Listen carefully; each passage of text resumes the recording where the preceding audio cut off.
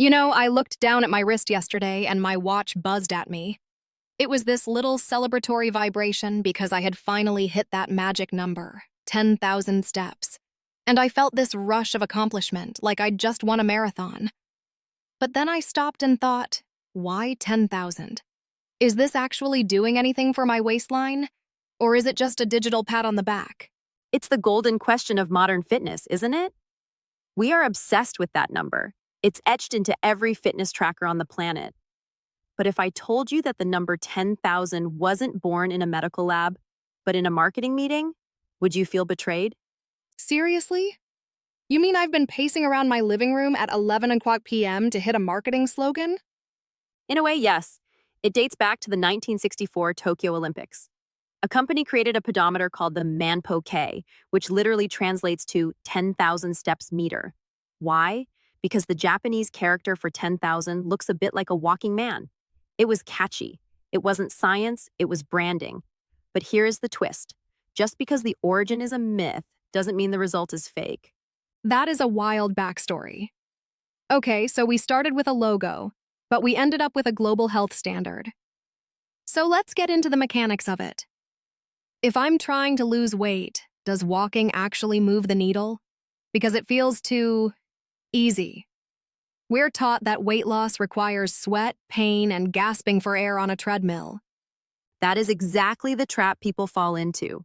We equate suffering with progress. But when it comes to fat loss, walking is a sleeper agent. It works through something we call NEAT, non-exercise activity thermogenesis. Essentially, it's the energy you burn just living your life, not working out. When you go to the gym for an hour, you burn maybe 400 calories, and then you sit for the rest of the day. Right, I've definitely been guilty of that. The I worked out so I can binge watch TV for 6 hours mentality. Exactly. But walking 10,000 steps distributes that calorie burn throughout the entire day. It keeps your metabolism humming in the background. Think of high-intensity cardio like a lottery win, a big lump sum of calorie burning, but it's volatile. Walking is like compound interest. It's small, consistent deposits that eventually make you rich. And there is another layer to this that people ignore. Cortisol.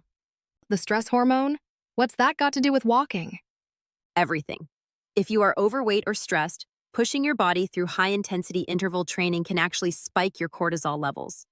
When cortisol goes up, your body wants to hold on to fat, specifically around the midsection. It's a survival mechanism. Walking does the opposite. It lowers cortisol. It puts the body in a state where it feels safe enough to let go of energy stores. That is fascinating. So by trying harder and running faster, I might actually be telling my body, we are in danger, keep the fat? Precisely. Plus, think about appetite. After a brutal spin class, do you want a salad or do you want to inhale a pizza? Oh, the pizza.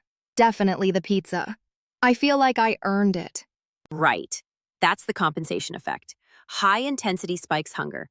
Walking, however, is unique because it burns calories without triggering that massive hunger signal. You don't finish a long walk feeling like you need to eat the entire contents of your fridge. So, strictly from a caloric deficit standpoint, it's often more sustainable for weight loss because you aren't fighting your own biology. It sounds almost too good to be true, though. If it's this effective, why isn't it the headline of every fitness magazine? Why are we still being sold the no pain, no gain narrative? Because walk more isn't sexy. You can't sell a fancy subscription or a $2,000 piece of equipment if the solution is just to put on shoes and go outside. Also, we have a cultural addiction to complexity. We think that if a solution isn't complex or painful, it's not valuable. Walking is humble. It forces you to slow down, which is something our modern brains hate doing. That's a really deep point. It's not just a physical activity. It's a mental shift. It's rejecting the hurry-up culture. It is. And consider the consistency aspect.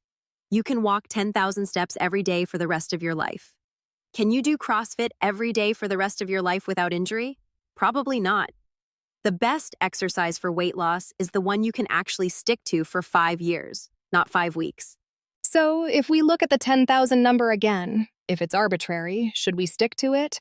Or is there a better way to look at this goal? I think 10,000 is a great benchmark because it forces you to change your lifestyle, not just your workout slot. To hit 10,000, you have to take the stairs. You have to park further away. You have to walk while you're on the phone.